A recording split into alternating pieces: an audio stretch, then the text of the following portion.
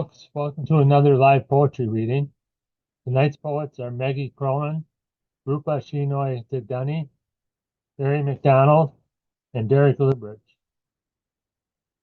As usual, I'll start off with a couple poems. This first one is called Perhaps, Maybe to No One. I pray, please make me better. I should be better than this. I don't know to whom my prayers go, or where. Upwards, sideways, down. There's a way before me. Looks like failure. I pray, slow this progression. Make me better. Can my words be carried on the wind to some golden destination, a place where dreams get fixed? Or will they be blown back into my face like spit? Thinking of the past, I should have been better. Is redemption and forgiveness cut from the same cloth, or are they different? I pray, please make me better. I should be better. Maybe it is all mythology. Yet there must be something beyond this veil, this existence, something capable of bringing dignity, or at least contentment. I believe he said, you need to believe. I pray, please make me better. I don't know where my words go. In the morning, a losing lottery ticket in my hand, I realize I didn't say amen.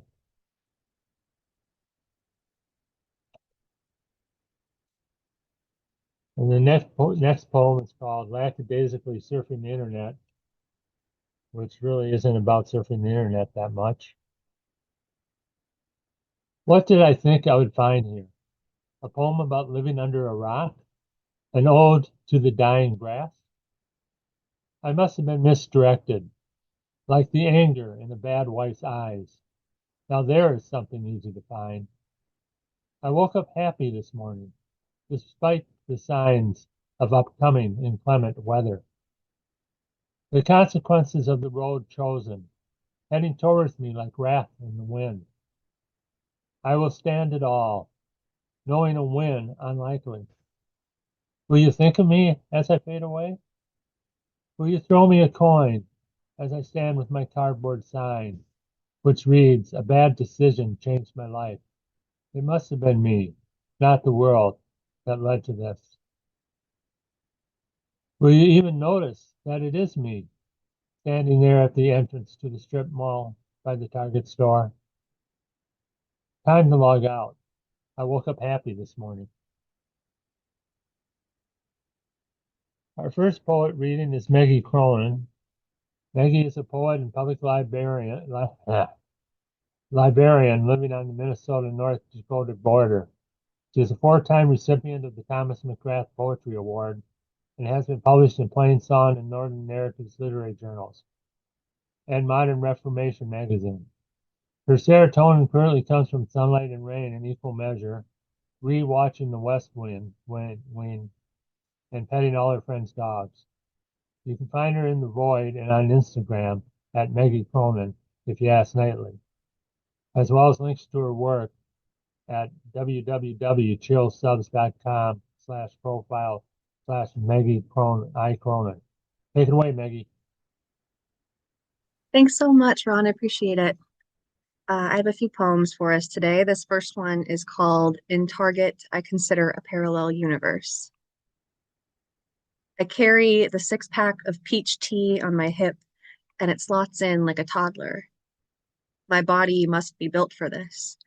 And what a use of my biology as seat or shelf, holder or consumer, or yes, both, always both reasons together. You cannot hold if you do not first consume. Reasoned as I can make it, this noticing still holds bitter, holds lonely, still confuses the dual longings of me. What is more mine? I stare at the mother and daughter in front of me as they ring up their late July school supply run. Colored plastic folders, classic wooden pencils, dual French braids running down her small blonde head. The mother has a tattoo on the back of her arm, same as I do. Thank you. This next one is a poem that I wrote after having a very good drink with a couple of friends. This is called On the Boardwalk. We fight off our dread with criticism. I am termite to the log cabin of the world, we tell each other. No, termite to the forest of the world. No smaller, no gnat. What teeth do I have against any structure? Grow teeth, we try to say, pull from nothing. But God, it is hard to see them fall from desperate mouths every day and still believe in roots. How to look the twin fogs of addiction and longing in the mouth and not let them have us. Only the burn of each other as grace.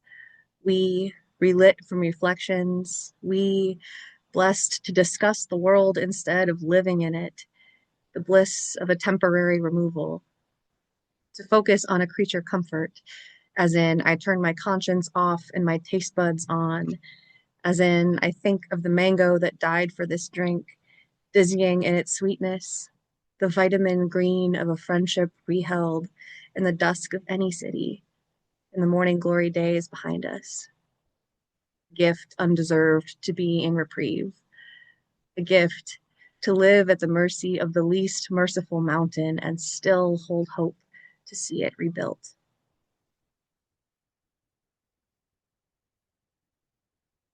Thank you. Okay, as Ron said, I am a poet and a librarian. These next two poems have some library influence in them. This one is called This Was Going to Be an Ode to the Dewey Decimal System.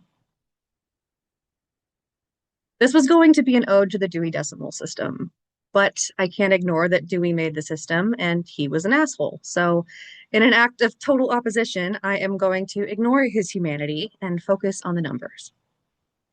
I recently discovered that the call number 975.8724 is the specific category for Chatham County, Savannah, Georgia, USA. I only know this because some much more certain person than myself tattooed this number across their knuckles and posted it on the internet. And I don't know how I got to that page, honestly. My own systems are so spiral, so rabbit hole. You'd hardly believe me a scaffold. Community trust. My father is the one with all the spreadsheet genes. My own compartmentalization is just a work persona. Organization, see call numbers 648.5 to 648.8, is wound tender for me. How much of the day I spend caring for a collective space. Chair pusher, rhyme singer, blur of busy and upkeep and solution for the collective. What could be left for me? My own shelves disordered, undusted, left in strange solitude for their lone reader's eyes. It is hard to love any system perfectly anyway. Hard to hold anything well in its wholeness. When at ease, I slip off the systems and make angels in the mess of knowing. Ego of it all. I am joyous, irreverent, tasteless in knowledge. I lap it up. Nutrition be damned. I open my arms unbearably wide, talk miserably fast. An Aquarius Mercury will do this to me, I think. That was another ant colony of research. See astrology, call number 133.5. An easier obsession. But how do we love what we cannot study, cannot hold still long enough to touch?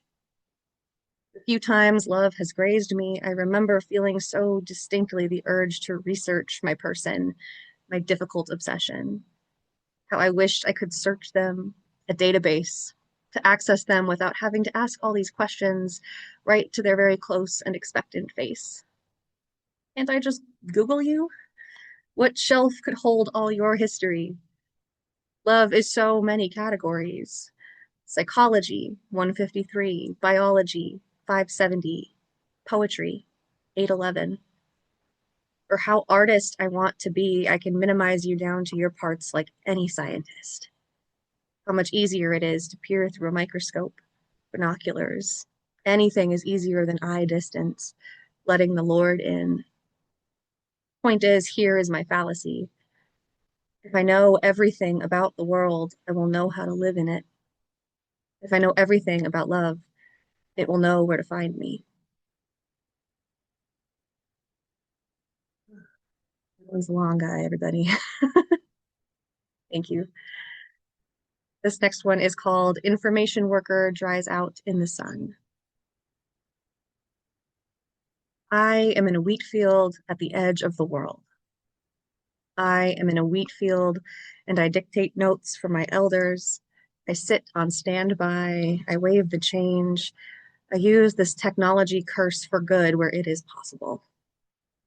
I research a culture unmined for context, for marketing. I rush through the shallows of the deepest ocean there is. I scoop water in a tin cup and try to slake everyone's thirst. I see how not enough it is, how biome the bacteria. I am in a wheat field at the edge of the world, and I try my best to hold the doors open. I am a body of work, a body of battering ram, a stepstone, a window, a door in a door in a door. I am arching as a cat in an ever-constricting vent, and the villain is laughing in the distance, and the music is trying to play me off, and when is the miracle? I am in a wheat field at the end of the world, and I am building a road around me. I am brick and paper, and there is a path. There is, and I am one trowel. I am one hand. I am wheat in a field, and there is growth. There is food. There is give. It is small, but we make it.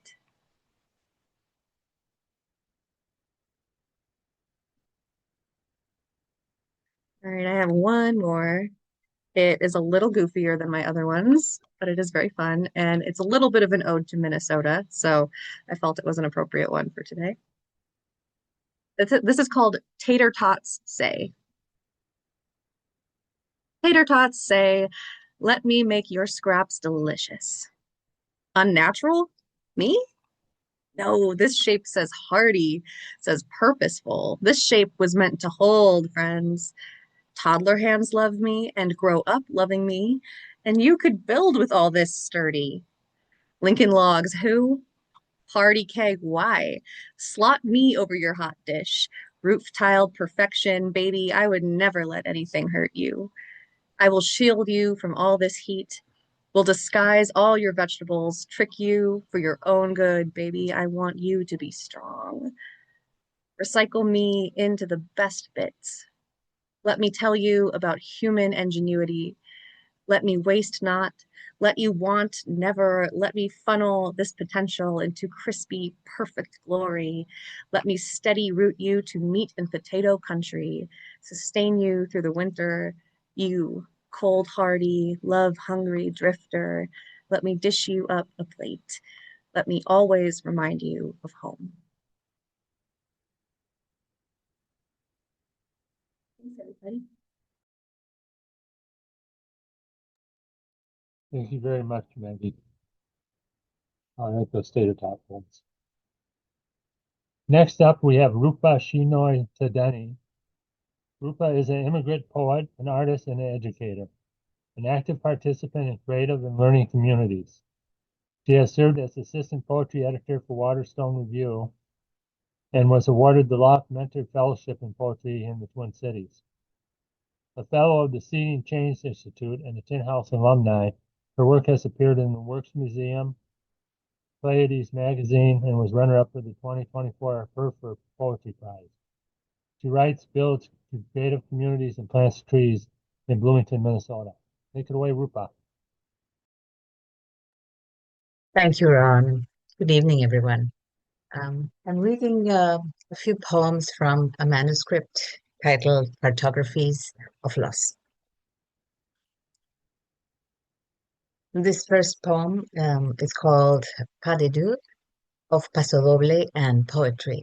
And it has a short epigraph that reads, the best way to escape one's enemies is to walk backwards over your own footprints. By François Auguries. Finally, When you hear them asking your name, you realize you have become son of nobody. It's a girl, they tell your mother. You don't remember. You don't remember your father's laughter smothering her thankful sigh. You don't remember their newlywed flat, the one with the large balcony. You don't remember the balcony of the first dance with your father under rascal skies. You don't remember monsoon skies your grandmother left behind in her polite hands. You don't remember. You don't remember the hands that held your father on the partition trains, trains that couldn't hold the rancor, the blood, the friends. You don't remember. You don't remember friends, neighbors, neighbors that became foreigners, foreign soil, soil that held the footprints of your ancestors. You don't remember. You don't remember your footprints. Your footprints sink in the sand. You leave your marks close to their hearts, so that in their wounds they may find their way forward.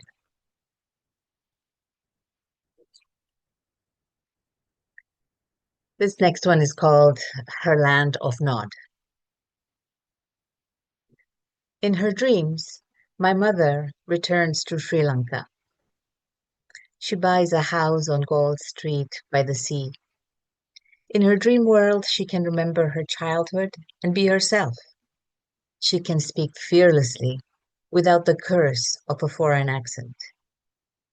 She can become the interpreter for her ignorant children. My mother teaches us to laugh and draw maps like the wind, like the waves. There are things you can't see in her dreams. Yet there's a place for everyone and peace for all. There are no saints and there are no sinners. The sun and the moon shares the skies evenly. My mother travels easily into the worlds of sleep. In her dreams, dreams aren't necessary. Maybe the gods aren't either.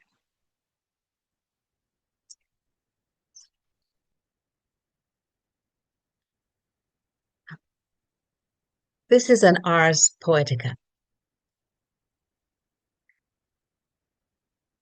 Before you surrender to poetry, you learn. You learn to stick your head out of the train windows between stations. Chai, chutney, and samosas stow away in your nose while gulp, smash, crash, bang.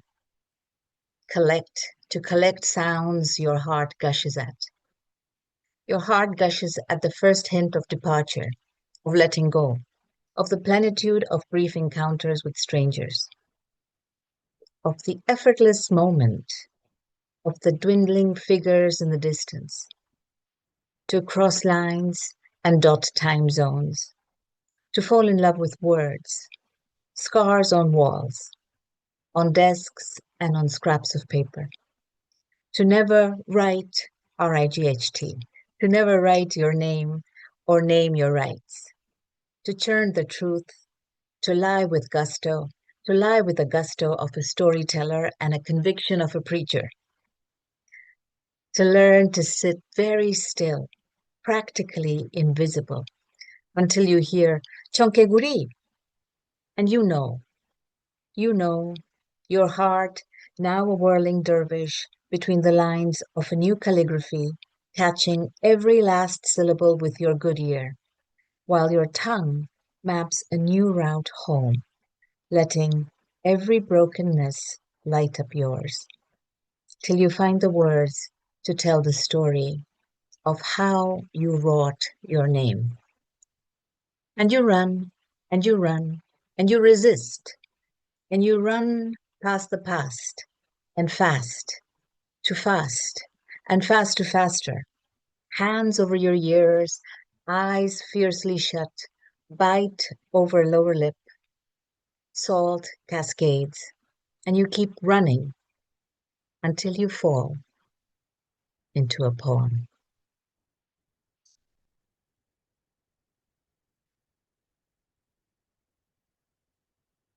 And this one is called A Map of Tenderness. Say I start this poem without a prayer. Say I stand before you with my hands cupped and not a bowl, a blessing, a plea to spare. Say, do you receive every shard, every petal, every stutter sight unseen? Say, what good is a third eye that can't hold? Azúcar, azar, azucena, azalea, you come and you go, son al son, hip swing y la sin razón. Say, I inhabit this city, and a dozen others before it. Say my days held in custody of the intricate rhythm of the city. For another distant city where my childhood waits, on another shore, staring back at all the nothings that chorus the Mediterranean. The fiery orange between the blues, seagulls, and another Africa. All the nothings I cannot hold. Say I were a shooting star. Say we unhinged ourselves from every etc., screeching across the sky into combustion. Could you hold me then?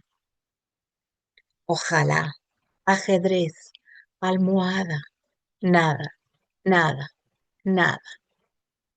You want to hear Chalia, loud and clear, Chalia, morena, amber to embers, sometimes Guillem, sometimes Kabir, sometimes Machado, Lorca, and Bolea.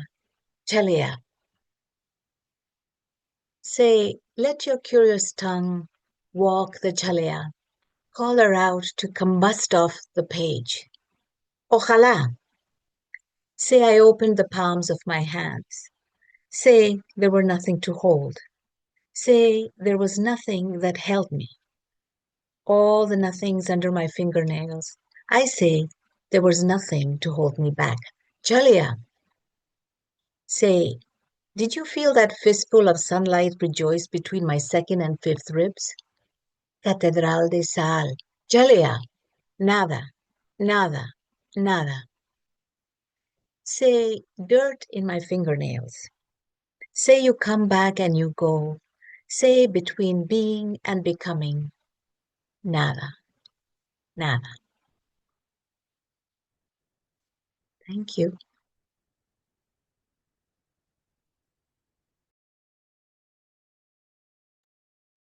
Thank you, Rupa. Very beautiful. Next up, we have Barry MacDonald, who goes by the Dharma name Tikin, which means Iron Man in 13th century Japanese. Tikin indicates a settled practitioner of great determination. He was given this name when he took his Buddhist vows. Barry lived in Japan for 9 years, teaching English at the Berlitz Corporation in Kyoto. He is president of the Cracked Walnut branch of Twin Cities Poets and Writers Group. He has written 71 books. He was the featured poet in the 2022 volume of Startled by Laughter, New Poetry in Traditional Forms. He's also published in numerous anthologies, including Agates, Rewaddling Hope, The Nation's Underground, Writing with Our Ancestors, and Little by Little the bird builds its nest. Let's hear Barry. Thank you, Ron. Thank you for inviting me. I'm up to 78 books now. I'm an inveterate scribbler. I can't stop. I also like forms a lot. So you're going to hear a lot of villanelles today. The first, and I'm afraid it's kind of a lament. The lament that humanity is prone to violence. And the first poem is Ring Around the Rosy, which is sort of a medieval nursery rhyme. Ring around the rosy. It is a game to say who Hitler is. Compose a ring of roses and fall down. If many are Hitler, then no one is. To frolic an accusation is a whiz. Hold hands in the circle we dance around. It is a game to say who Hitler is. How good to hear what an activist says. We need to be quick and fall to the ground. If many are Hitler, then no one is. We know the right answers to pass a quiz. Ringer, ringer, roses, all mowed down. It is a game to say who Hitler is. It is hard to recall who Hitler was. With hand to a hand, the circle is bound. If many are Hitler, then no one is. Our righteousness is a blusterous fizz. How ecstatic we are to be spellbound. It is a game to say who Hitler is. If many are Hitler, then no one is. To a spell of memory we are bound. To our martyrs and duties we are called. The truth of generations is profound. It is right and proper to be appalled. There is comfort inside a righteous cause. With a fresh atrocity we are galled. We march on the street in a mass because there is strength in the numbers of our tribe. We leverage the justice of our laws. To an ideology we subscribe. We imbibe our commitment. In childhood, we have an enemy we must proscribe. To seize a victory in adulthood, courage and our death in battle are good. The Israelis are once again at war. A massacre shocks sensibility. Slaughter of innocents happened before. Urgency of hatred to underscore. What a sorrow to have an enemy. The Israelis are once again at war. The bitterest rivals keep careful score. A memory poisons society. Slaughter of innocents happened before. Beware the revenge of the orator. There is no limit of brutality.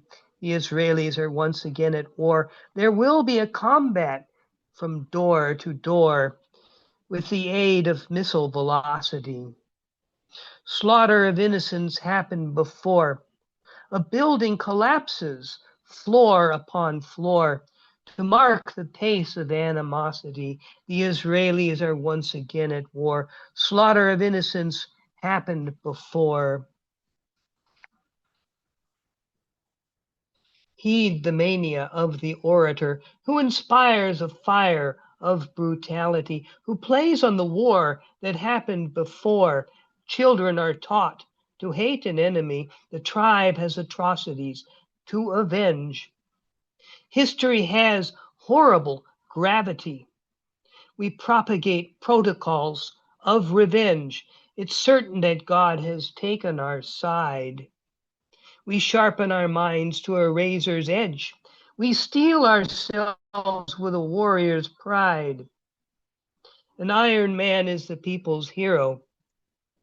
Virtuous soldiers are righteously snide. A determined resolve is apropos with the legacy of the Alamo. And this next one, well, I'm going to depart with a sonnet. Maybe it's a little softer. The drum of the rain on a roof is a comfort near the end of autumn.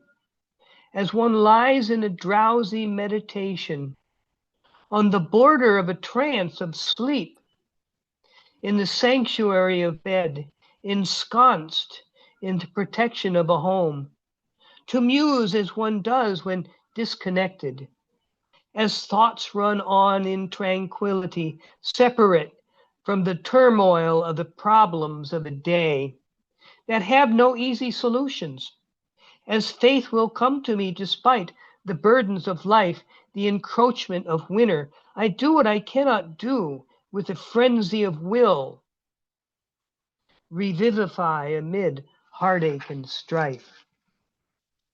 And this next poem is a double dactyl.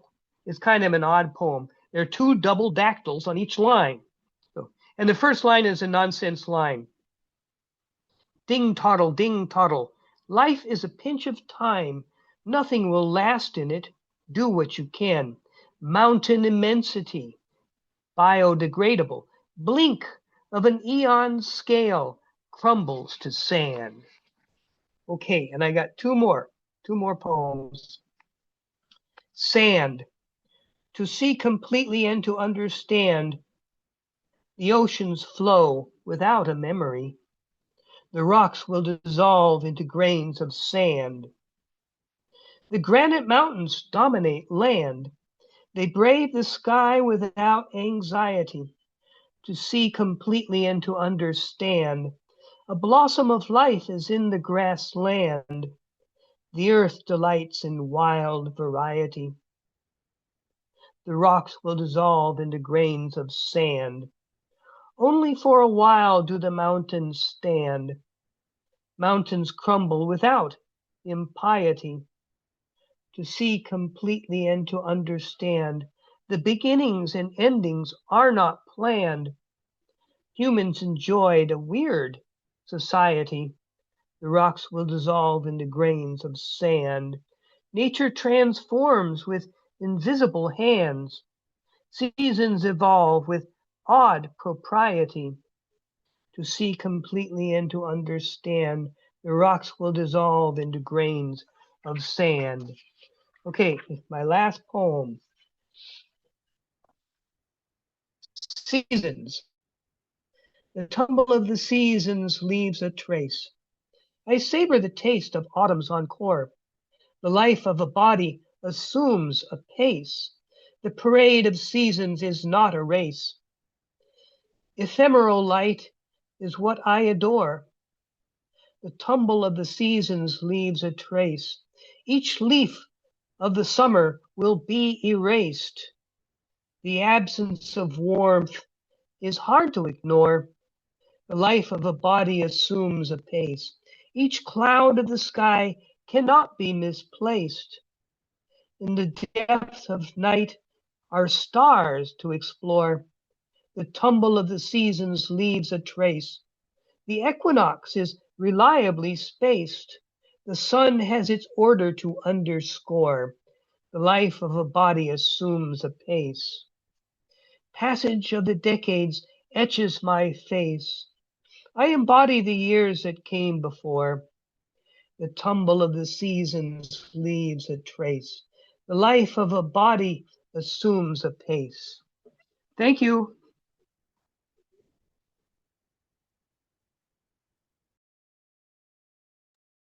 Thank you very much, Barry. Appreciate those. I also enjoy writing villanelles. And then our next poet is Derek Liebertz. He lives in Mankato, Minnesota, where he's a 20-year member of the Southern Minnesota Poets Society. He has performed at more than a dozen Twin Cities poetry events over the past decade. For 9 years, he and his wife jointly curated a photo poetry collaboration art exhibit, then switched gears and ran a citywide poetry project with 40 signs installed in city parks and along local bike trails. As of 1 month ago, he is the proud parent of a debut chaplet. Take it away, Derek. All right. Hi, everybody. I'm going to start with a challenge poem from a long time ago. I was asked to write a poem that matched the title of an article from the satire newspaper, The Onion. So this is entitled, 19-year-old Billy Tate now operates the very same carnival ride on which he was conceived. Gossamer threads of tooth decay, neon pink and bubblegum blue, tumble and spin round and round, imitating life as Billy drives the tilt-a-whirl. Nauseated preteens lurch for the exit gate, wishing only now they were too young and too short for this crazy ride, imitating life as Billy drives the tilt-a-whirl. Prize pigs and shorn sheep bleat and squeal, penned into their lives, vainly waiting for the grim butcher, imitating life as Billy drives the tilt-a-whirl. Far past closing time, two figures steal across the shadows, find the fence gap, and fumble towards ecstasy on the hard, riveted seats. Life, imitating life, as Billy rides the tilt-a-whirl. All right. As Ron said, I have a brand new baby in my life. Its name is Make It Magical. I put it on the screen, hopefully. But anyway, there it is. It's got my own watercolor art on the front, and I'm going to read you a few from that. So the first one of those is called Pregnant. This is also an Ars Poetica. The sacred event is upon me again. I am with poem, an expectant literary mother whose back bitches every evening as my insistence gains weight. My unborn child will be melancholy fierce, an instant veteran of emotion from the moment we separate. He will enunciate an 8.5 by 11-inch cry, or she will coyly coo assonance and alliteration as I recover from the loss of rage's warmth. And while I wish them no ill will, their birth turns the flat white page. My nursery is full of last week's chapbook infants. They wail and pick their scars of umbilical punctuation, greedily sucking the dry nib of my pen, but I have given them all I can spare.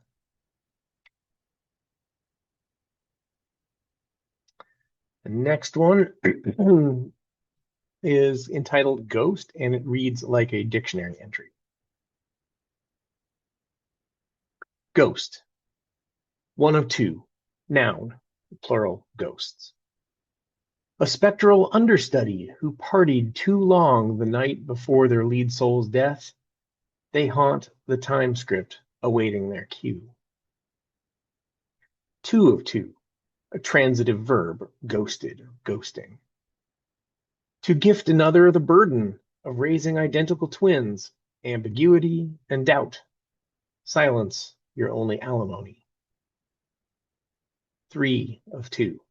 Mentor. A gaping wound, one hospital bed wide, that does not answer when I need advice. Several of the poems in my new book cover my changing feelings over the years as I got used to a great mentor of mine passing away. That last one was about him, as you might imagine, and I've got a couple others. The next one is called Downstream. We wade into the shallows of language, miming our teachers as they calmly swim the deep channel. Each polished stone beneath our grasping toes is possibility. Each loss of balance, a new turn of phrase. A life ago, on a Pennsylvania farm, he sat on the shore. Each glorious pebble was picked up, weighed on the tongue, and spoken through the air to hear it skip. Every day the words went farther. In time he submerged himself, gave over to the rhyme and the meter of water, cataloged the flow of its entire sinuous spine. But I walk the edge of a different river. Banks sag and turn as time carves out new meaning. His chapbook patterns pulse in the reflections, but from the sand I cannot reach far enough to catch his wriggling gems. The time for dry feet is long past. I stride out, let my legs buckle, and baptize my vocabulary. As I break the surface, a shock of breath escapes me, and I watch thousands of hesitant bubbles ride the current downstream toward an unknown poet.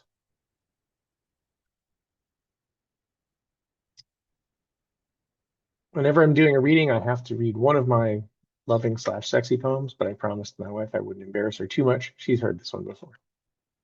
Bounty of Salmon.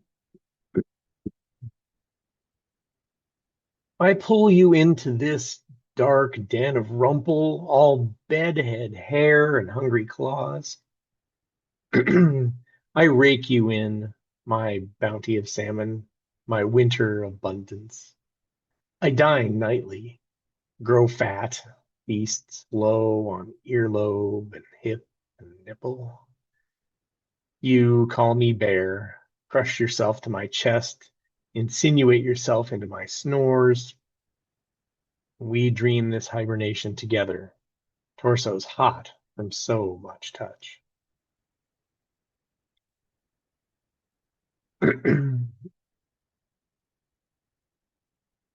All right. This next one's called Planning for the Future. We make plans, simple plans, cozy, homey plans for two, for today, each good day and bad day, every Monday through every Sunday. We feed our plans honesty. We feed our plans passion. We starve our plans of regret to keep them safe, to keep them savory, to keep them sweet. We cuddle our plans, read them bedtime stories, ready them for a chaotic world we hope they will conquer. Raise them with overcare as all nervous parents do. Now, our plans will survive us one day. One day, they will hold plans of their own, soft, grand plans, wet with innocence. Our plans will entertain their tiny new ideas, recite well-worn stories of their own birth at our wobbly kitchen table, beneath our deep woolen blanket, on our bike trails, and our road trips when we had all the time in the world and nothing else to do but make them. All right, checking the time. I would have one more. So let's jump to this one. You can imagine me wearing a white lab coat, like I'm on a pharmaceutical commercial. That works best. This is called Poetry, Warnings and Side Effects. Please note the following important medical information related to reading and writing poems. Poems can cause your blood pressure to spike suddenly to an unsafe level if taken with certain other literary devices. Do not read poems if you consume any media which inhibits empathy, if you are allergic to insight, or if you are frightened by other perspectives. Poetry may be taken in small doses, 5, 7, and 5 minutes apart. Poems can be read with or without food, but if you read after a high fat content meal, meanings may take longer to be digested. You may consume poems multiple times. They do not expire.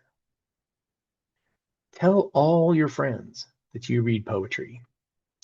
If you need emergency medical care, it will be important for your healthcare provider to know when you last quoted Anne Sexton. When you read during sexual activity, stop and get medical help right away if you feel chest pain or epiphany. Reading with your partner will not protect you from sexually transmitted diseases. Heed the voice of your inner child during early drafts. If you accidentally write too much poetry, please show the rest of the universe exactly what you did. And if your poem lasts longer than 4 hours, stop writing immediately and pick up a red pen. Poems can induce side effects, including vision loss in one or both eyes due to tears, or a sore throat caused by frequent shouting. The most common side effects are social awareness and a rash of joy. Active ingredients of poetry include both wry and dry wit, salty cinquains, and nouns masquerading as verbs. Inactive ingredients are not found in poetry. Everything is moving. All right, thanks. Thank you, Derek. Love that last one. I'm going to read a poem by Louis Untermeyer. End of the comedy. 11 o'clock and the curtain falls. The cold wind tears the strands of illusion. The delicate music is lost in the blare of home-going crowds and a midnight paper. The night has grown martial. It meets us with blows and disaster. Even the stars have turned shrapnel, fixed in silent explosions, and here at our door, The moonlight is laid like a drawn sword. Thank you everyone for watching. Thanks to the poets who read. Thanks to Valerie Lockhart and the Minneapolis Television Network for putting this on. Have a wonderful evening. Hopefully you can enjoy the weather.